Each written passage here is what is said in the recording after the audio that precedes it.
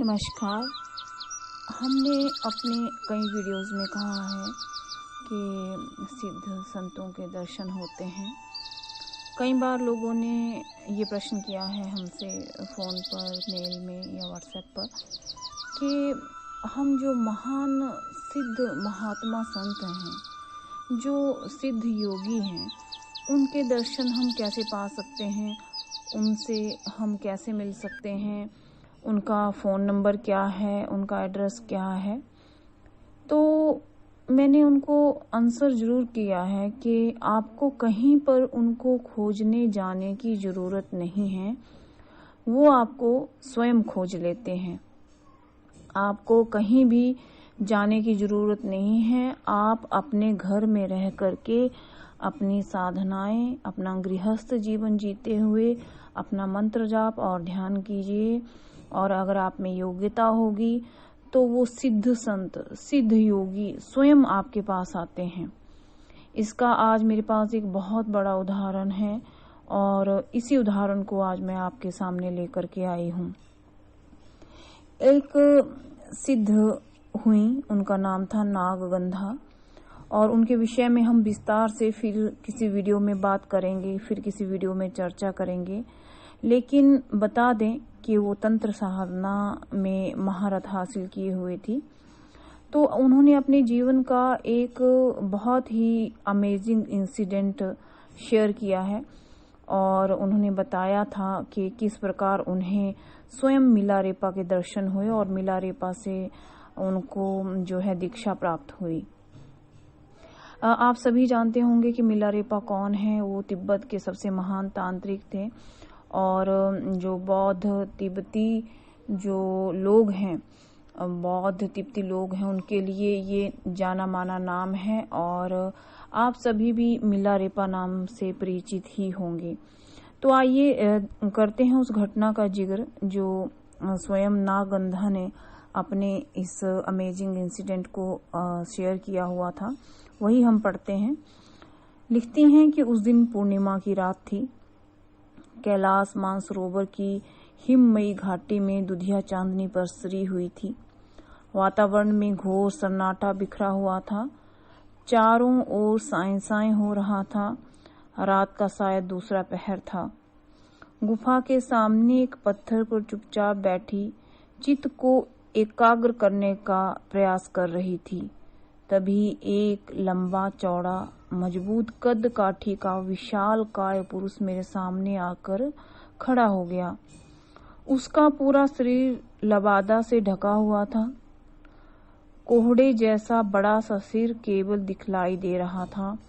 उसका मस्तक काफी चौड़ा था। भौहें घनी थीं। आंखें भी बड़ी बड़ी थीं, जिनमें से तेज निकल रहा था। गले में उसने विभिन्न रंगों के मनकों की मालाएं पहन रखी थी, जो लबादे के बाहर पेट तक लटक रही थी। एक विलक्षण मानवाकृति वाले उस पुरुष का गोल और भरा भरा चेहरा चमक रहा था गंभीर रूप में। चांदनी में उसके गंभीर चेहरे को बिल्कुल साफ देख रही थी मैं। उस विशालाकाय पुरुष को अचानक अपने सामने देखकर ना मैं भयभीत हुई और ना तो मैं आतंकित हुई। हाँ, अपने आप में कुछ विचित्र सा अनुभव मैं स्वयं कर रही थी, ऐसा वो लिखती हैं। और आगे लिखती हैं कि कुछ क्षण बाद उस विशालाकाय पुरुष का गंभीर स्वर गूंज उठा। कैलाश मानसरोवर के निस्तब्ध वातावरण में, तिब्बत से चलकर आया हूं मैं तुमको तंत्र दीक्षा प्रदान करने के लिए। मेरा नाम मिलरेप है और तिब्बत के सियांग मठ में निवास करता हूं। वह मठ अत्यंत गोपनीय है और मेरी साधना स्थली है। यह सुनकर स्तब्ध हो गई मैं। सद्गुरु स्वयं तुमको खोजते हुए आएंगे और तुमको दीक्षा प्रदान करेंगे। बाबा बालकनाथ की ये सब एक बारगी कौंध से गए मेरे मस्तिष्क में। जब इन्हें स्वयं सिद्ध बाबा बालकनाथ के दर्शन हुए थे तो उन्होंने बाबा जी से प्रश्न किया था कि हे बाबा जी, जो मेरे सिद्ध गुरु हैं या जो सिद्ध योगी हैं, मुझे उनके दर्शन कब होंगे? तो उसमें बाबा जी ने कहा था कि तुम्हें कहीं खोजने जाने की जरूरत नहीं है। जब तुम में योग्यता होगी तो स्वयं सिद्ध गुरु आपके पास चल कर के आएंगे। तो वो उस इंसिडेंट को याद कर रही हैं कि जब बाबा बालकनाथ जी ने ये कहा था, और वो स्वयं सिद्ध संत मिलरेप, हालांकि मिलारेपा उनको कई बार कहा जाता है, वो उनके सामने एकदम खड़े थे। सदगुरु कैलाश मानसरोवर की हिम भूमि में प्रकट होंगे।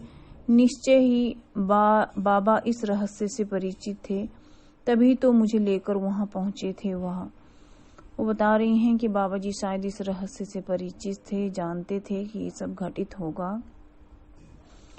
आगे बता रही हैं कि उनकी स्पर्श दीक्षा कैसे हुई। मैं तत्काल उठ खड़ी हुई और आगे बढ़कर चरण स्पर्श किया। मैंने महात्मा मिलरेप का, यानी कि उन्होंने जो सिद्ध संत मिलारेपा या तांत्रिक, महान तांत्रिक जिन्हें कहा गया है मिलारेपा के, उन्होंने चरण स्पर्श किए और उसी क्षण उस महान तंत्र साधक ने मेरे मस्तक पर अपना दाहिना हाथ रखा। उस महात्मा के हाथ का स्पर्श होते ही अपने तीनों शरीरों का अलग अलग अनुभव किया मैंने। जो लोग कहते हैं कि शक्तिपात दीक्षा हम करते हैं या कई लोग करने का ढोंग करते हैं और कहा कि आपको मात्र स्पर्श करने से शक्तिपात दीक्षा हो गई है, वो चीज़ गलत है। यहाँ एक एग्जाम्पल आपके सामने है कि जब किसी की शक्तिपात दीक्षा होती है तो उसमें कुंडली जागरण जो शक्ति है वो एकदम जागृत हो जाती है और पूरी ऊर्जा मूलाधार से चल कर के सहस्रार में प्रणीत हो जाती है। दूसरा, आपके शरीर में आपको 3 शरीरों का अनुभव होता है। 3 शरीर आपको अलग अलग नजर आते हैं और आप सामने यदि आंखें खोल दें तो प्रत्येक जीव का रोम रोम, चाहे वो पेड़ हो, पौधा हो, जीव हो, जंतु हो, उनमें ऊर्जा का जो प्रवाह निहित होता है, जो हम और आप खुली आंखों से नहीं देख सकते, वो भी आपको बिल्कुल ट्रांसपेरेंट नजर आने लगता है कि कैसे ऊर्जा यानी कि जीवन का प्रवाह उन सभी में हो रहा है। आगे बढ़ते हैं कि वो क्या लिख रही हैं। उस महात्मा के हाथ का स्पर्श होते ही अपने तीनों शरीरों का अलग अलग अनुभव किया मैंने। अपने उन शरीरों को जिस शरीर से देख रही थी वह था कारण शरीर, दिव्य, तेजोमय और धवल। वह मेरी स्पर्श दीक्षा थी। उसके बाद महात्मा मिलरेप योग मार्ग से अपने मठ में ले आए और उन्होंने मुझे शक्तिपात दीक्षा और फिर भैरवी दीक्षा प्रदान की और मैं भैरवी बन गई, महातंत्र साधक महात्मा मिलारेपा की। फिर तो चल पड़ा कठोर योग तांत्रिक साधना का क्रम। अनेक दुर्लभ और अविश्वसनीय सिद्धियां प्राप्त हुई मुझे और अनेक लोकांतरों का भ्रमण मैंने किया। समाप्त हो गई काल की एक दीर्घ अवधि। महात्मा मिलरेप को महासमाधि लेने का समय आ गया था। एक दिन उन्होंने मुझे अपने साधना कक्ष में बुलाया और मंस्वर में कहा कि मेरी महासमाधि के समय तुम्हें यहाँ नहीं रहना चाहिए, तुम अब यहाँ से चली जाओ और जाकर असम की शक्ति भूमि में प्रवाहित होने वाली ब्रह्मपुत्र नदी के तट पर स्थित महाशमशान में निवास करो। उसके बाद वो वहाँ से चली गई और ये एक सत्य कथा है जो आप सभी लोगों के लिए है।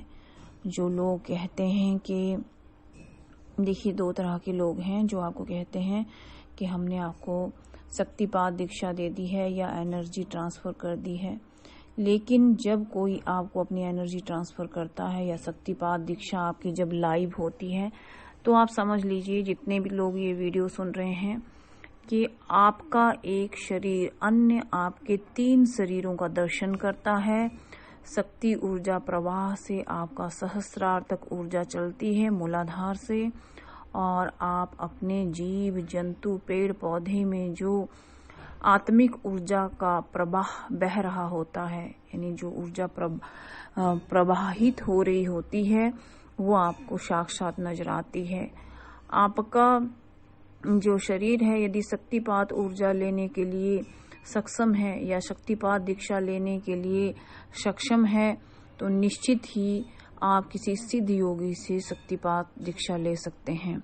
लेकिन याद रखें कि शक्तिपात दीक्षा हर कोई लेना चाहता है, हम आप सभी लोग, लेकिन शक्तिपात दीक्षा केवल उन्हीं को ही मिलती है जिन्हें सिद्ध योगी तपस्वी गुरुओं का आशीर्वाद रहता है, और वो गुरु उनको ही आशीर्वाद देते हैं जो योग्य पाए जाते हैं। इसमें धन का कोई प्रश्न नहीं है, इसमें मान सम्मान का कोई प्रश्न नहीं है, इसमें सामाजिक प्रतिष्ठा का कोई प्रश्न नहीं है।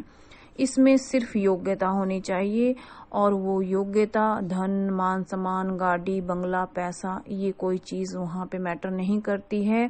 मैटर करता है आपकी भक्ति, आपकी शक्ति, आपका अपने गुरु के प्रति त्याग और अपने गुरु के प्रति समर्पण, और सबसे बड़ी आपकी ध्यान साधना। यदि आप उसमें उच्च कोटि के साधक हैं, यदि आपने अपने इष्ट को प्रसन्न कर रखा है, तो निश्चित ही आपकी शक्तिपात दीक्षा होती है सिद्ध संतों द्वारा, सिद्ध योगियों द्वारा, जो योग मार्ग द्वारा आप सभी के पास आते हैं। आपको कहीं पर जाने की जरूरत नहीं है, कहीं भटकने की, इधर उधर भटकने की जरूरत नहीं है। यदि आप में योग्यता पाई जाती है तो हमारे सिद्ध संत जो हिमालयों में, मठों में निवास करते हैं, चाहे वो कहीं पर भी हों, आपकी योग्यता उन्हें खींच लाती है और उन्हें आना पड़ता है, और आपको शक्तिपात दीक्षा देना उन्हें पड़ता ही है। लेकिन ये निर्भर करता है आपकी योग्यता पर। कृपया वो लोग हमें फोन ना करें जो कहते हैं कि सिद्ध संतों का फोन नंबर दे दीजिए या सिद्ध संतों का एड्रेस दे दीजिए। क्यों आपसे वो सिद्ध संत मिलेंगे? और ऐसे सिद्ध संतों के पास क्या फोन होगा? बिल्कुल नहीं। और वो क्यों आपको अपने पास बुलाएंगे?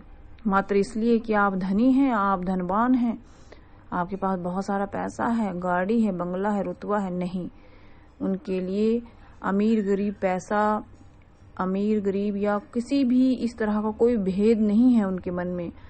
उनमें भेद है कि कौन अच्छा साधक है और कौन ढोंगी है। यदि आप अच्छे साधक हैं, चाहे ध्यान मार्ग की साधना कर रहे हैं, चाहे मंत्र जाप कर रहे हैं, चाहे कोई आप प्रेम मार्ग की साधना कर रहे हैं, तो निश्चित ही वो आप तक आते हैं और आपका उद्धार करते हैं, आपको शक्तिपात दीक्षा देते हैं। ये कहलाती है शक्तिपात दीक्षा। वो नहीं जो कुछ लोग ढोंग करते हैं, वो बिल्कुल नहीं। हम यहाँ पे किसी का नाम नहीं ले रहे हैं, हम सिर्फ ढोंगियों को कह रहे हैं जो ढोंग करते हैं कि हमें शक्तिपात दीक्षा दे दीजिए, या कोई कहता है हाँ आप मुझे इतने रुपए दीजिए और मैंने आपकी शक्तिपात दीक्षा कर दी है। जो पैसे लेकर के या धन लेकर के अगर आपकी शक्तिपात दीक्षा कर रहा है, आप जान लो कि उसमें योग्यता ही नहीं है, क्योंकि इसमें धन का कोई स्थान नहीं है। हो सकता है कि कुछ लोगों को मेरी बातें बुरी लगें, कुछ लोगों को मेरी बातें बहुत बुरी लगें, लेकिन यही सच्चाई है। आप लोगों को स्वयं अपना ध्यान रखना है, स्वयं अपनी आंखें खुली रखनी है, स्वयं विचार करना है कि जो सिद्ध संत होते हैं उन्हें आपकी भक्ति, साधना, ध्यान से आप उनको प्रभावित कर सकते हैं। धन, गाड़ी, बंगला या इत्यादि इन सब चीजों से बिल्कुल नहीं। नमस्कार।